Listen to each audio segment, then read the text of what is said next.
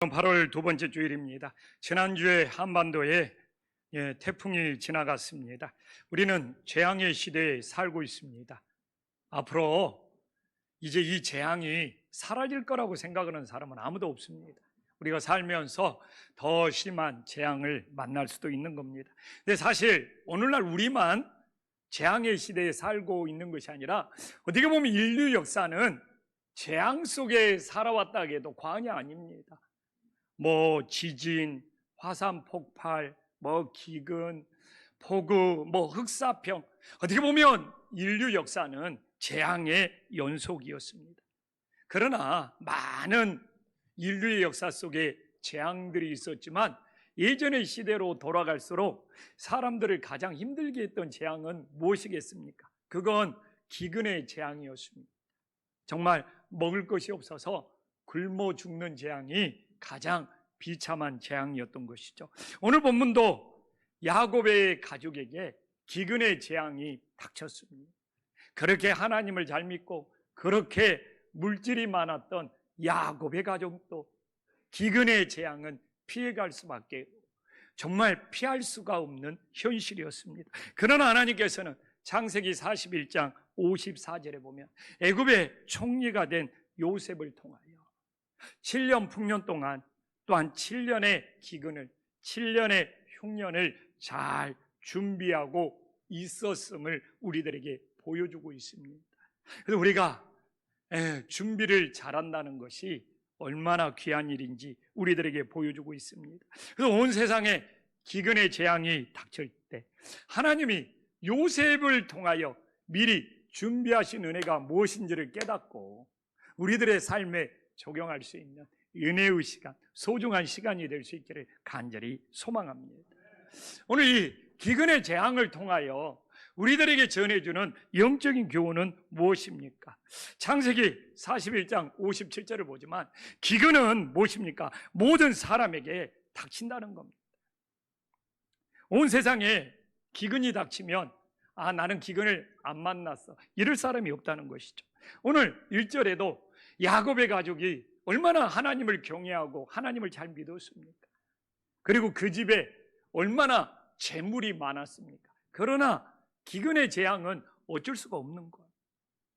시간의 문제지. 이처럼 오늘날 기후의 재앙도 그렇고 바이러스의 재앙도 그렇고 정말 예수님 믿는 사람에게는 안 닥칩니까? 예수님 믿으면 바이러스 재앙에 안 걸립니까?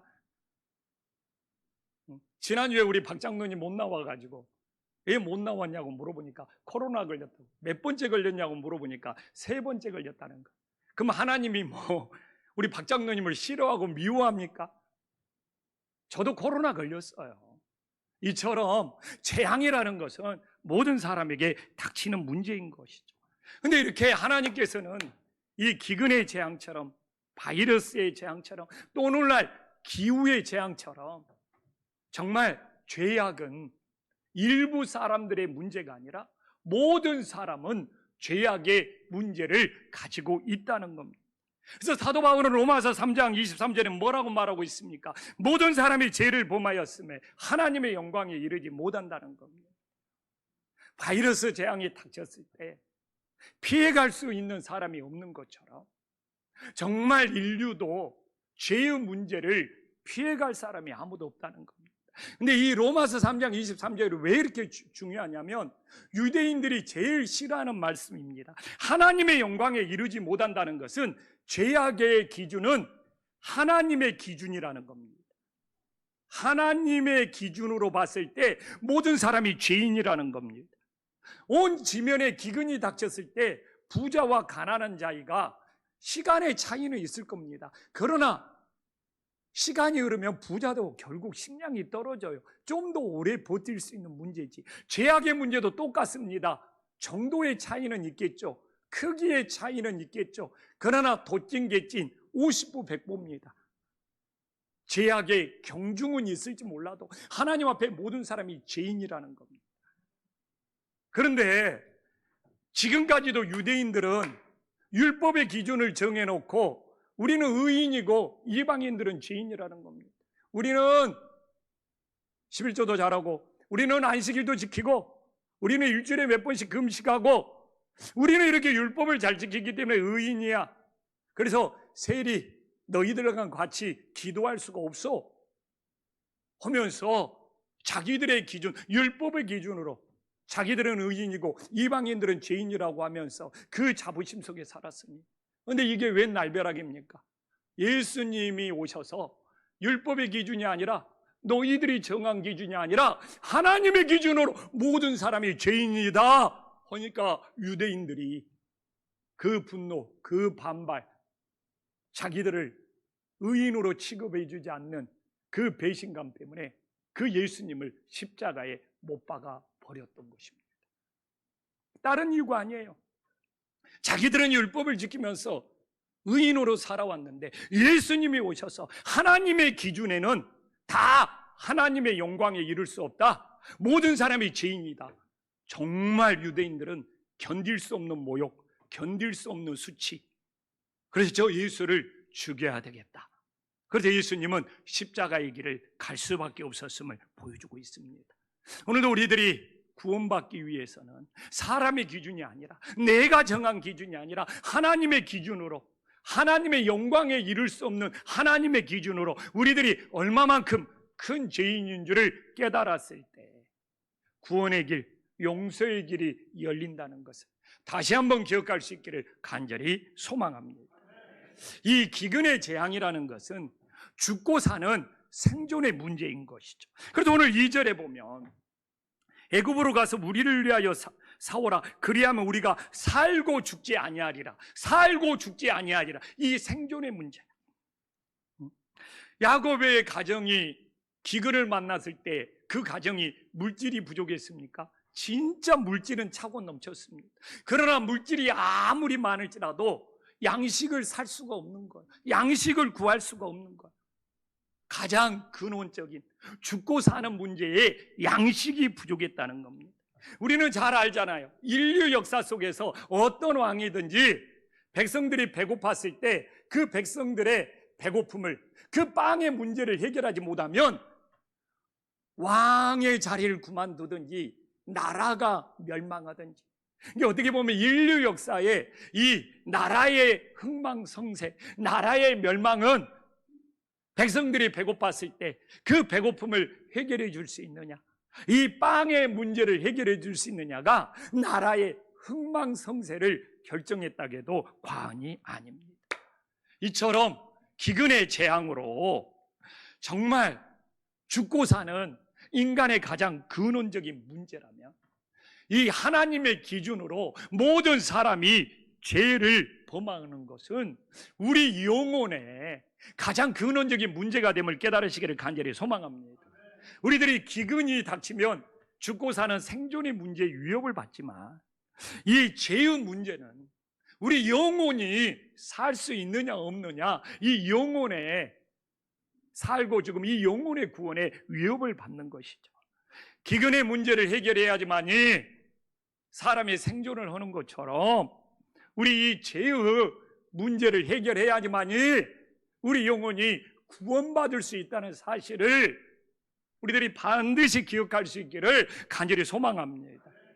그래서 정말 오늘 우리들은 내 죄의 문제는 진짜 해결이 되었는가, 내 죄의 문제를 해결이 되어서 내 영혼이 정말 구원을 받았는지 오늘 말씀을 통하여 돌아볼 수 있는 은혜의 역사가 일어나기를 간절히 소망합니다. 그러면 기근의 재앙을 해결할 수 있는 방법은 무엇입니까? 정말 기근의 재앙을 해결할 수 있는 방법은 유일한 한 가지입니다. 사람들이 기근의 재앙을 만났을 때 우리는 그 기근의 재앙을 어떻게 해결할 수 있습니까? 어떻게 해결할 수 있습니까? 어려워요? 너무 긴장하시네. 양식을 구해야죠. 양식을. 정말 기근의 재앙을 만났는데 양식 말고 다른 문제로 기근의 재앙을 해결할 수 있다고 정말 알고 있는 분은 저한테 와서 가르쳐 주십시오. 제가 엄청난 선물을 드리겠습니다. 아무도 없네. 김만원 장로님 혹시 다른 방법이 있어요? 그럼 제가 장로님한테 멋진 선물 하나 드리겠습니다. 없는 거예요. 그래서 5절에 보면 어떻게 나옵니까? 가나안 땅에 가서 가나안이 기근이 심하여 야곱의 아들들은 양식을 구하러 애굽에 내려갔습니다. 근데 지금 야곱의 가족이 애굽에 내려가는 일이 자존심 상하는 일이고 창피한 일이고, 사실 지금 가나안 땅에 약속의 땅에 살고 있는 야곱의 가족은 정말 애굽에는 안 가고 싶었어요. 내가 정말 굶어 죽었으면 죽었지, 정말 애굽에 가서 아쉬운 소리, 그 이방의 땅에 가서 사정하는 것이 사실 수치와 모욕이라고 생각했던 거예요. 그래서 시간을 질질 끌고 있는 겁니다. 근데 어떻게 해요? 살려면 애굽에만 양식이 있는데 그 양식을 구해와야 되는 것이죠. 똑같습니다. 정말 우리가 정말 배고프면, 우리가 기근의 재앙이 닥치면 유일한 방법은 양식을, 곡식을 구해야 되는 것처럼, 우리가 죄의 문제를 해결할 수 있는 유일한 방법은 우리의 근원적인 죄가 오직 예수님을 통해서만 용서받을 수 있고, 예수님의 보혈로만 제산받을 수 있고, 예수님의 보혈로만 구원받을 수 있는 유일한 방법이 됨을 믿으시기를 간절히 소망합니다. 정말 배고픔은 유일하게 양식으로만 해결이 될 수 있듯이 이 죄의 문제는 오직 예수 그리스도의 보혈로만 우리의 죄의 문제가 해결이 되는 이 믿음이 있을 때만 우리에게 구원의 역사, 하늘문이 열리는 놀라운 역사가 있음을 믿으시기를 간절히 소망합니다. 저는 시골에서 자랐기 때문에 이게 어렸을 때 어디에서 자랐느냐가 중요하더라고요. 벌레나 나방이나 이런 것들이 무섭지가 않아요. 심지어는 바퀴벌레가 보여도 손으로 툭 쳐갖고 잡을 정도로. 태국 선교 가서는 바퀴벌레 튀겨준 것도 아주 맛있게 먹었습니다. 들쥐도 잡아다 주고요. 태국 산족 선교 가면 제일 저같이 소중한 사람을 대접하는 음식이 들쥐를 잡아다가 해주는 것이라는데, 그 음식을 어떻게 거부하겠어요? 그 사람들을 선교하기 위해서 먹어야 되는 것이죠. 그런데 가끔 제 방에 목양실에 가면 창가에 거미줄이 쳐져 있습니다. 저는 시골에서 컸으니까 거미줄은 내 손으로 걷어내버리면 되는 것이죠. 근데 며칠 지나니까 또 거미줄이 또 쳐져 있는 거예요. 또 걷어냈습니다. 이거 언제까지 내가 거미줄만 걷어놓으면 되겠느냐? 뭘 잡아야 되죠? 거미. 그래서 이 창틀 틈에 어디가 거미가 숨어있나 해가지고 화장지 뽑아가지고, 그래도 내가 좀 신사적이잖아요. 그냥 손으로 예전에 거미를 툭 잡았는데, 이제 우리 집사람이 하도 뭐라고 그러니까 그냥 숭늉이라도 내서 화장지 뽑아가지고 거미 툭 잡았어요. 근데 사람은 무엇입니까? 이 거미줄은 우리 인간의 죄의 증상인 것이죠. 이 근원적인 거미를 잡아야지만이 죄의 문제가 해결이 되는 거예요. 많은 사람들이 하나님 앞에 거미줄만 해결을 합니다. 오늘도 와서 거미줄만 해결을 하니까 내 안에 근원적인 거미의 문제가 해결이 안 되는 거예요. 그러니까 죄가 또 반복되고 또 죄가 또 반복되는 거예요. 정말 우리는 거미줄을 걷으면서 나 해결했다. 근데 또 죄가 반복되네. 그러니까 신앙이 지치고 무너지는 거예요. 정작 거미줄이 아니라 이건 죄의 증상이거든요. 죄가 거미줄 치듯이 나타나는 거거든요. 근원적인 이 근본적인 거미를 잡아야지만이 죄의 문제가 해결이 되고 우리들이 다시 죄를 반복하지 않는 은혜로운 삶이 됨을 믿으시기를 간절히 소망합니다. 그러나 우리는 거미줄과 같은 죄의 증상에 얽혀서 살아가면서 왜 나는 또 죄 짓지? 왜 나는 또 죄를 반복하지? 하면서 나중에는 자기 자신을 자책하는 수준에 이르게 되고 신앙이 즐거움이 없고 구원의 기쁨이 없고 구원의 감사를 잃어버린다는 것이죠. 정말 우리는 죄의 증상인 거미줄이 아니라 이 근원적, 이 원죄가 되는 이 거미와 같은 이 근원적인 죄를 해결하여 우리들이 죄에서 해방되어 진정한 구원의 자유를 누릴 수 있는 믿음의 자녀들이 될 수 있기를 간절히 소망합니다. 기근으로 죽어가는 야곱에게, 가족에게 가장 기쁜 소식은 오늘 1절, 2절에 나와 있지만 애굽에 곡식이 있다는 것이죠. 그러면 이제 우리도 가장 죄로 죽어가는 영혼들에게 기쁜 소식은 죄의 문제가 해결이 되고 구원을 받는 것이잖아요. 정말 야곱에게 애굽의 곡식이 있다는 것보다 정말 배고파서 죽어가는 사람들에게 이 기쁜 소식, 이 복음이 어디가 있겠네요. 정말 나의 죄를 어떻게 해결해야 되냐고 고민하는 사람에게 가장 기쁜 소식은 죄의 문제를 해결하고 구원을 받는 것이겠죠. 그러면 우리들은 거미줄과 같은 죄의 증상이 아니라 정말 거미와 같은 근원적인 죄의 문제를 해결하고 구원받기 위해서는 어떻게 해야 됩니까? 이 전통적인 신앙에서는 이 근원적인 죄를 원죄라고도 하고 아담의 죄가 유전이 되었다고도 합니다. 저는 원죄라고 해도 되고 아담의 죄가 유전되었다고 해도 되고 우리는 태어날 때부터 죄의 성질, 죄의 기질, 죄의 성향을 가지고 왔다고 해도 상관없습니다.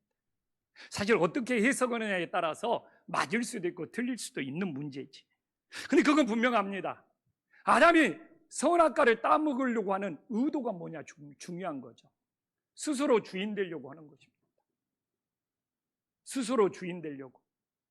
그래서 저는 오늘날도 근원적인 죄, 거미와 같은 죄는 뭐냐? 내가 주인 되려고 하는 거.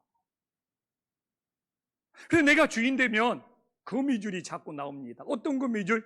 소유하려고 하는 거미줄. 내가 소유하려고 그래.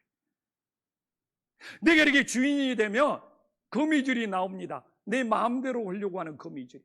그래서 아담은 자기가 주인 되려고 하는 이 원죄 근원적인 죄에 사로잡히니까 선악과를 소유하려고 그러고 하나님 말씀보다 자기 마음대로 하려고 하는 거미줄이 쭉쭉 뻗어 나오는 것이죠. 근데 우리는 오늘도 내가 뭘 소유하려고 했다, 이거 거미줄 하나 해결하려고 한다고 해도 이 근원적인 내가 주인 되어서 살아가는 이 거미를 제거하지 않으면 해결이 안 되는 것이죠. 내가 주인 되어서 내가 소유하려고 하는 이 거미줄이 얼마나 무서운 죄인지 압니까? 정말 이 세상이, 우리 장로님 오늘 기도 너무 잘해줬지 않습니까? 더 악해지는 이유는 뭡니까? 이 소유가 욕심이 되고 욕심이 잉태한 즉 죄를 낳고 이 죄가 장성한 즉 사망을 낳는 것. 이게 다 더 소유하고자 하는 그 거미줄에서, 왜? 세상에서 자기를 주인이라고 생각을 합니다. 더 가지려고 하는 이 소유 때문에 이 세상은 망가지는 거. 집 한 채 가지고 만족을 못합니다.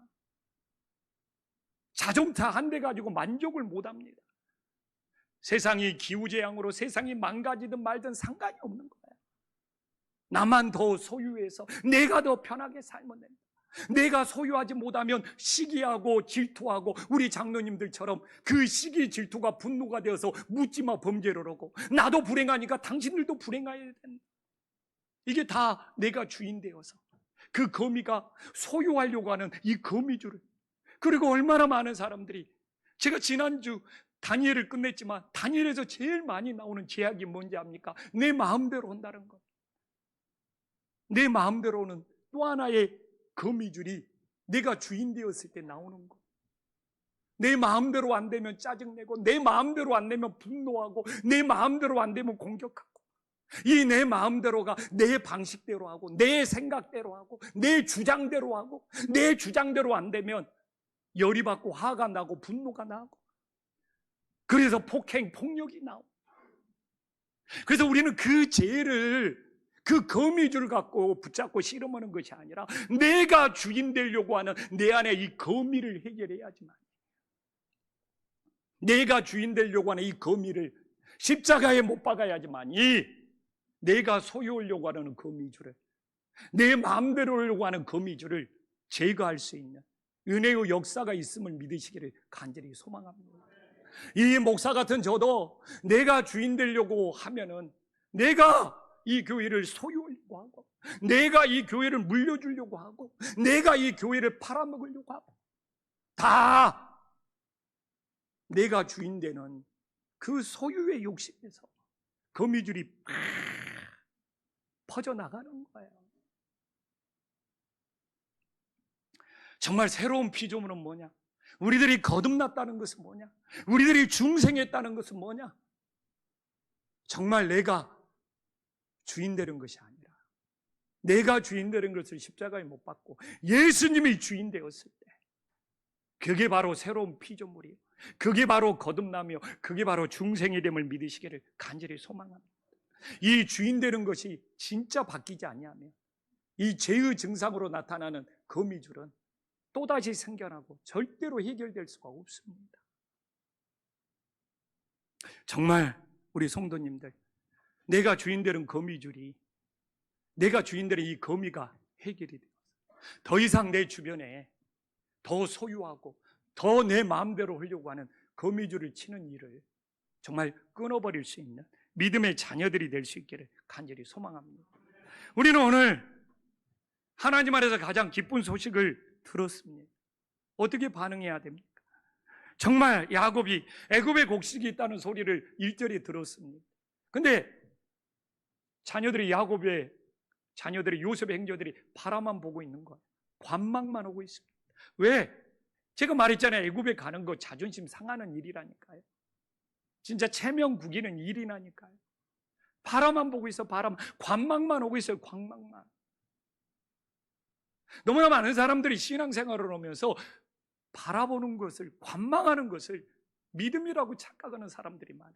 저는 지난주에 조디 커팅의 책을 읽으면서 우리들의 믿음이 대부분 알고만 있는 믿음이구나, 정말 그걸 크게 깨달았어요. 우리는 알고 있는 것을 믿음으로 착각하고 있는 거구나. 진짜 믿음은 우리를 온전히 맡기는 믿음인 거예요. 우리가 진짜 의지하고 맡기는 믿음인 거예요. 진짜 의지하고 맡기는 믿음은 주인이 완전히 바뀌어버리는 것이죠. 내가 소유하는 것이 아니라 예수님이 나를 소유해버리기 때문에. 근데 우리는 알고 있는 믿음이 대부분이에요. 그러니까 막 죄의 증상만 갖고 떠들어대는 것이 아니라, 내가 정말 알고 있는 믿음이 아니라 내가 정말 맡기는 믿음, 내가 정말 주님을 위하여 내 인생의 모든 것을 맡기는 믿음이 되면 정말 우리 인생의 문제가 해결이 될 수 있는 것이죠. 근데 바라만 보고 있잖아요. 눈치만 보고 있잖아요. 그 좋은 소식을 들었는데, 유일하게 해결할 수 있는 곡식이 있다는 소식을 들었는데, 그래서 오늘도 우리가 아버지 앞에 나와서 그냥 관망만 하고 바라만 보고 교회만 받고 돌아가는 우를 범하지 않기를 간절히 소망합니다. 그래서 탕자의 비유가 오늘 기근의 문제하고 해결이 되잖아요. 누가복음 15장 16절에 와보십시오. 하나님 아버지 집을 떠난 탕자의 모습을 보여주잖아요. 지금도 똑같습니다. 하나님 아버지를 떠난 인생은 배고프고 굶주리고 세상 어디에서도 그 배고픔과 굶주림을 해결하지 못하고 살아가는 인생이 됨을 믿으시기를 간절히 소망합니다. 이게 지금은 탕자의 육신의 배고픔만을 문제 삼고 있겠습니까? 인생은 허기져요. 배고파서 허기지는 것이 아니라 외로워서 허기지고, 우울해서 허기지고, 사람들의 관심이 없어서 허기지고. 그러나 세상 어디에서도 우리 인생의 허기적인 문제를 채워주고 해결할 수가 없습니다. 그래서 뭐라고 말합니까? 탕자가 내가 하나님 아버지 집에만 가면, 아버지 집에만 돌아가면 다 해결될 수 있다는 거예요. 근데 생각만 하고 있어요. 아버지 집으로 돌아오지 않냐. 영혼의 배고픔을, 인생의 배고픔을 어떻게 해결할 수가 있겠습니까? 저는 그런 생각을 많이 해요. 우리 김포한신교회가 정말 많은 성도님들이 나와요. 근데 또한 뭐냐? 로테이션으로 나오는 성도님들이 많습니다. 로테이션으로. 한 주 나왔다, 한 주 빠졌다. 이렇게 그래서 동시에 다 모이면, 야, 정말 대단하겠는데. 근데 동시에 다 모일 일이 별로 없을 것 같아요. 그냥 무슨 일만 하나 있으면 주일 빠지는 것이 너무 쉬워. 요새 너무 쉬워, 진짜. 코로나 이후에 진짜 주일 안 지키고 주일 빠지고 주일날 휴가 가고 주일날 여행 가고 너무 쉬운 문제가 되어버렸어요. 아무렇지도 않아. 그냥 자기 위로가 있죠. 에이, 동영상으로 보면 되지. 너무 쉬워, 너무 가벼워. 정말 내가 오늘 아버지 배에 돌아와서 내 이 영혼의 배고픔을 해결할 수 있다는 우리들에게 그 간절함이 있는지, 이 간절함이 있을 때 우리는 구원의 길, 생명의 길로 갈 수 있음을 다시 한번 기억하는 주님의 자녀가 되기를 간절히 소망합니다. 기근의 재앙으로 죽어가는 이스라엘 백성들을 위해서 하나님이 준비하시는 은혜는 무엇입니까? 하나님은 미리 구원을 준비하고 계시다. 오늘 8절을 보더라도 그렇고 애굽의 노예로 팔았던 요셉이 정말 야곱의 가족의 구원을 미리 다 준비하고 계셨어요. 요셉도 그걸 깨달았어요. 45장 7절에 보면 하나님이 요셉을 애굽에 먼저 보내서 야곱의 가족을 미리 구원을 준비하고 계신 놀라운 은혜를 알고 있죠. 근데 어떻게 보면 야곱의 가족들은 알지를 못해. 근데 야곱의 가족이 알지를 못하다고 해도 하나님이 요셉을 미리 보내셔서 그의 가족의 구원을 미리 준비하신 하나님의 놀라운 사랑은 계속 진행되고 있다는 것이죠. 저는 이걸 보면서 애굽의 노예로 팔린 요셉이 가족들의 구원을 미리 준비한 거 얼마나 놀라운 사랑입니까? 그러나 인류를 구원하시기 위해서, 우리를 구원하시기 위해서 예수님을 보내셔서 미리 우리의 구원을 준비하신 사랑은 세상의 어느 것과도 비교할 수 없는 최고의 사랑이 됨을 믿으시기를 간절히 소망합니다. 하나님이 요셉을 미리 보내셔서 이 야곱의 가족을 구원하는 그 준비하신 사랑 어마어마합니다. 그러나 우리 예수님은 정말 하나님께서 예수님을 미리 보내셔서 우리의 구원을 준비하신 이 사랑, 정말 우리가 이 사랑을 믿고 받아들일 때 우리들이 정말 영원한 생명을 얻을 수 있음을 믿으시기를 간절히 소망합니다. 정말 저는 이번 잼버리를 보면서 누구 탓을 떠나서 준비가 부족했을 때, 미리 준비가 나타나지 않았을 때, 그렇게 준비가 부족한 상태로 뭔가 결과만, 열매만 얻으려고 했을 때 그 부작용, 그 후폭풍이 뭔가를 우리 사회에 너무 또렷하게 보여주는 거잖아요. 이 준비도 없이 그 열매만 따먹으려고 하는 그 마음이, 이 사회의 양심이 붕괴되는 것이죠. 그래서 예수님께서 우리의 구원을 미리 준비하셨다. 하나님이 야곱의 가족을 구원하시기 위하여 요셉을 먼저 보내서 그 요셉을 미리 준비하셨다. 그래서 우리도 늘 하나님 앞에서 우리가 구원을 미리 준비하고 예배를 미리 준비하고 기도하면서 기도를 미리 준비하고 그래야지 우리의 신앙에 열매가 생기는 것이죠. 우리도 미리 준비하지도 않는 신앙을 살아가면서 올가을에는 열매를 맺을 거야. 정말 잼버리가 보여주는 것처럼 우리도 그런 양심에 따라 살아가지 마요. 정말 우리들이 하나님을 믿는다면 정말 내 구원을 미리 준비하고 내 인생의 죽은 후를 미리 준비하고 모든 것들을 미리미리 준비하면서 살아갈 수 있는 하나님의 자녀들이 되기를 간절히 소망합니다. 또한 우리 주님께서는 미리 용서를 준비하고 계시잖아요. 지금 요셉의 형제들과 요셉 사이, 정말 요셉의 형제들이 요셉을 죽이려고 했고 애굽의 노예로 팔려고 했기 때문에 용서를 받아야 되는 거예요. 그래서 오늘도 막 요셉이 형들을 모른 채 하고 다 이런 것들은 무엇입니까? 형들의 죄를 깨달으라는 거죠. 자신의 죄가 용서받지 않고 양심만 구해갖고는 문제가 해결이 안 되는 것이죠. 그래서 요셉은 근데 이미 용서를 준비하고 있어요. 왜? 창세기 45장 5절에 보면 하나님의 생명을 구원하시려고 하는 요셉은 하나님의 뜻을 알았을 때 형들이 다 용서가 되었어요. 이렇게 하나님의 뜻을 알면 우리의 마음속에서도 용서할 수 있는 마음이 찾아옴을 깨달으시기를 간절히 소망합니다. 근데 형들을 용서해 줄 수 있죠. 그러나 정말 용서라는 것은 그렇답니다. 상대방이 자신의 죄를 모르는데 용서해 주면 그 사람을 더 악한 길로 가게 만들어 버린답니다. 제가 필독서로 읽으라고 그랬잖아요. 용서를 배우다 해서 제일 강조하는 것이 뭔지 압니까? 자신의 죄를 알았을 때 용서가 이루어져야 된다는 거예요. 이게 자신의 죄를 깨닫게 하고 자신의 죄를 알게 하는 것이 오늘 우리 장로님의 기도처럼 정의가 되는 거예요. 성경은 그렇더라고요. 내가 내 자해를 알고 내가 내 죄를 깨닫고 내가 내 죄의 심각성을 알았을 때 정의가 이루어지는 것이고, 이 정의가 이루어졌을 때 예수님의 용서가 이루어진다는 거예요. 그래서 용서의 문제입니다. 요셉은 용서를 다 준비하고 있어요. 하나님의 뜻을 알기 때문에. 근데 중요한 것은 무엇입니까? 요셉의 형들이 자신의 죄를 알아야 돼요. 자신의 죄를 인정해야 돼요. 자신의 죄를 깨달아야 돼요. 이게 팀 켈러가 제가 필독서로 읽으라고 하는 용서를 배우다에 제일 중요하게 나와요. 용서는 세 가지가 이루어져야 됩니다. 하나님께 용서를 받아야 되고, 정말 자기 자신의 죄를 깨닫고 자기 자신이 자기 자신을 용서해요. 또한 피해를 입힌 사람에게 또다시 용서를 받아야 되는, 이 세 가지가 이루어져야지 완벽한 용서가 이루어집니다. 이게 미량 같은 영화를 보면 한 가지 용서밖에 안 나오는 것이죠. 두 가지 용서가 빠져버리는 것이죠. 헷갈릴 필요가 없는 거예요. 그래서 예수님도 이미 십자가에서 우리 용서를 미리 다 준비하고 있어요.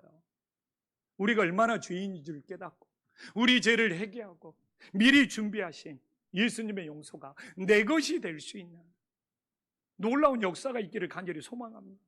그래서 저는 예수님이 이미 이루신 용서를 내 것으로 만들 수 있느냐 없느냐, 내가 죄인 줄 깨닫고 그 죄를 회개했을 때 이미 용서를 준비하고 계신 그 예수님의 용서가 우리의 용서가 되는 거예요. 요셉의 형제들이 자신의 죄를 깨달았을 때 요셉의 용서가 형제들에게 다 이루어져 버리는 거예요. 얼마나 놀랍습니까? 이번 잼버리는 다른 문제가 아니지 않습니까? 정말 그래도 준비를 최선을 다해서 했어야 돼요. 준비가 안 된 이 결과가. 그러나 주님께서는 우리의 구원을 미리 준비하시고 우리 용서를 미리 준비하시고 또 하나 뭘 준비하셨습니까? 하나님 나라, 천국, 우리의 거처를, 우리의 초소를 미리 준비하셨어요. 요셉도 봐보십시오. 창세기 45장 10절에 고센 땅을 미리 준비하고 있어요. 우리 야곱 아버지와 우리 형제 가족들이 내려오면 제일 애굽에서 살기 좋은 땅이 어디냐? 고센 땅이다. 우리 야곱과 그의 가족들은 유목민, 양들을 치기 때문에 푸른 초장이 있는 고센 땅을 요셉은 미리 그들의 거처로, 그들의 초소로 준비해 놓으셨어요. 그래서 요셉이 예수님의 모습을 보여준다는 것이죠. 근데 우리가 요한복음 14장 3절에 보면 예수님께서도 하나님 나라 먼저 가셔서 우리의 거처를, 우리의 초소를 미리 준비해 놓으신 놀라운 사랑이 있음을 믿으시기를 간절히 소망합니다. 그러나 우리가 하나님 나라 거처에 들어가기 위해서는 어떻게 해야 됩니까? 내가 살아있을 때 예수님을 인격적으로 영접해야죠. 내가 살아있을 때 예수님 믿고 구원받으면, 내가 죽을 때 이 구원의 최종성으로 우리도 하나님 나라의 거처에, 하나님 나라에 들어갈 수 있는 놀라운 역사가 있음을 믿으시기를 간절히 소망합니다. 그래서 우리가 미리 준비해야 된다니까. 지금 여기 살아있을 때 내가 정말 예수님을 나의 구원자, 나의 주인으로 인격적으로 영접해야지. 이게 우리가 죽은 다음에 하나님 나라 거처, 하나님 나라 초소에 들어갈 수 있는 최고의 준비가 된다는 것을 다시 한번 깨달을 수 있기를 간절히 소망합니다. 제가 9월 핏독서로 이 조지 커딩의 책을 소개하려고 하는데, 이 조지 커딩이 대단한 이유는 뭐냐면 책만 쓴 것이 아니라 자기가 직접 길거리에 다니면서 전도를 했다는 거예요. 이렇게 길거리에 다니면서. 그래서 조지 커딩이 또 한 번 이제 길거리에 전도로 나갔는데 그날은 사람도 없어. 근데 사람도 없는 거리에서 갑자기 자기 마음속에 감동이 빌려오는 거예요. 요한복음 14장 3절 말씀이죠. 정말 보라, 세상 죄를 지고 가는 하나님의 어린 양이로다. 이 요한복음 1장 19절을 외쳐라는 그런 강한 감동이 떠오르는 거예요. 그래서 너무 마음속에, 그래서 조지 커딩은 보라 세상 죄를 지고 가는 하나님의 어린 양이고다, 아무도 없는 길거리에서 크게 외쳤어요. 근데 조금 후에 다시 한번 외쳐야 되겠다는 그런 감동이 밀려오는 거예요. 성령님이 막 시키는 것 같아요. 그래서 조금 후에 다시 보라 세상 죄를 지고 가는 하나님의 어린 양이로다. 그래서 그냥 길거리에서 외치고 오늘은 사람도 없네 하고 그냥 떠났어요. 그러다가 6개월 후에 그 외쳤던 이제 마을에 가서, 지난번에서는 길거리에서 외쳤으니까 이제는 직접 문을 두드리면서 한 가정 한 가정 예수님의 복음을 전하자 하면서 한 가정 한 가정 방문하면서 예수님의 복음을 전했는데, 아직 거기는 복음을 못 들은 마을이죠. 근데 어느 집에 가니까 하나나 아주머니가 6개월 전에 자기가 하나님의 음성을 듣고 예수님을 믿었다는 거예요. 조지 커딩은 깜짝 놀라서, 아니 어떻게 구원을 받았습니까? 자기가 6개월 전에 정말 죽고 싶을 만큼 인생이 심히 괴롭고 힘들었대요.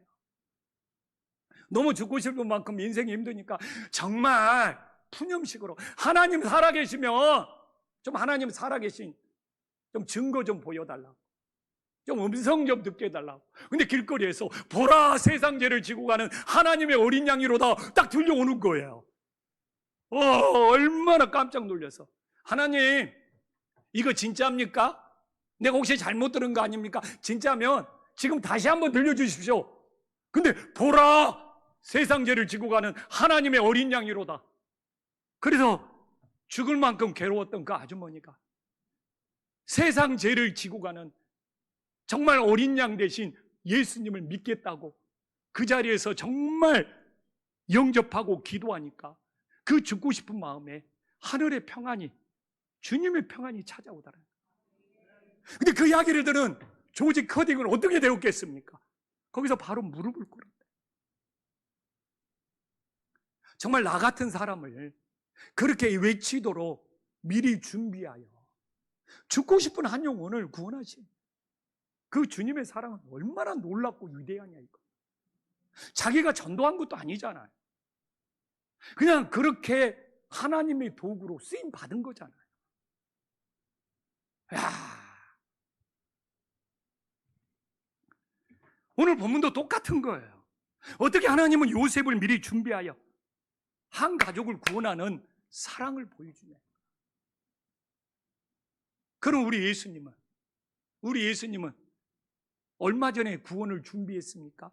예수님이 우리 구원을 미리 준비한 그 사랑이 얼마나 위대한지를 보여주기 위해서 에베소서 1장 4절에는 세상 것과 비교하지 마라, 창세 전부터 예수 그리스도를 미리 준비하고 있다는 거예요. 그건 우리의 구원을 준비한 하나님의 사랑이 얼마나 놀랍고 얼마나 위대하고 얼마나 대단한지.